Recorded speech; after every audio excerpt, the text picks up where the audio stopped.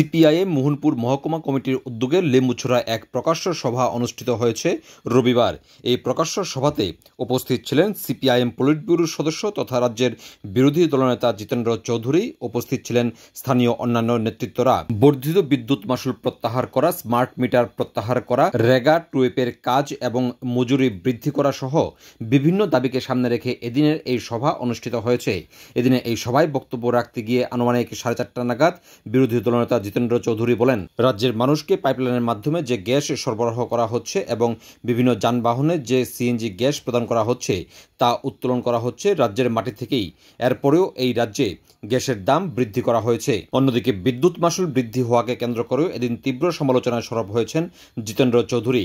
এছাড়া রাজ্যের বিভিন্ন প্রান্তে যে সমস্ত জাতীয় সড়ক নির্মাণ হয়েছে এই জাতীয় সড়কগুলো খুব অল্প সময়ের মধ্যেই ভেঙে চৌচির হয়ে গেছে, ফলে বিভিন্ন জেলাতে যান চলাচলের ক্ষেত্রে চরম সমস্যার সৃষ্টি হয়েছে।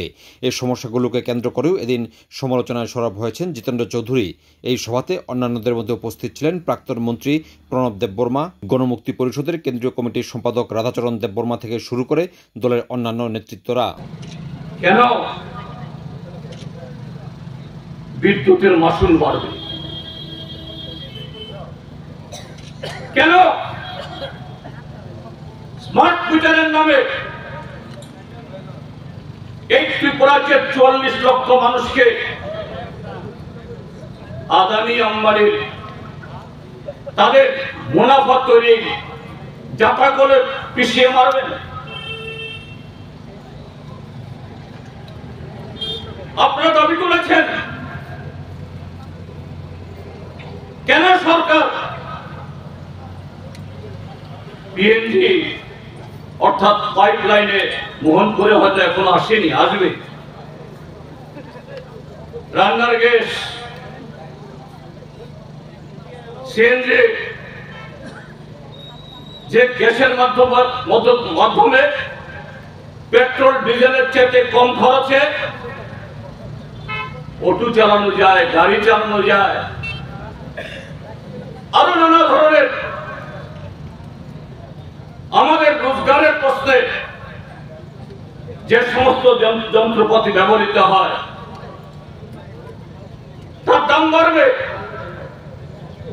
আপনাদের এই মহকুমার পরিক্রমা জিনিয়াস মন্ত্রী মহোদয় তিনি ব্যাখ্যা দেন, আন্তর্জাতিক বাজারে গ্যাসের দাম বেড়ে গেছে।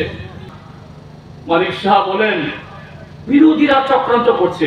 বিরোধীরা চক্রান্ত, আমরা বিরোধী তো বলছি, আমি বিরোধী দল নেতা, সিপিআইএম এর পলিট ব্যুরো মেম্বার, রাজ্যের সম্পাদক, আমি বিধানসভাতে বলে বাইরে বলি, ডাক্তার মানিক সাহা আপনি 2028 ফেব্রুয়ারি অবধি এই যে টেনিওর আপনি বহাল করবেন থাকুন, আমি চাই, কিন্তু সংবিধান মেনে কাজ করুন, প্রতিশ্রুতি পালন করুন। আপনার বিরুদ্ধে আমরা ষড়যন্ত্র করি না আপনাকে চেয়ার থেকে নামিয়ে দেওয়ার জন্য। আপনার বিরুদ্ধে ষড়যন্ত্র করে আপনার দলের লোক প্রতিনিয়ত আপনার ঘরে এরা গরম নিঃশ্বাস ফেলছে, আপনি সাবধান হন।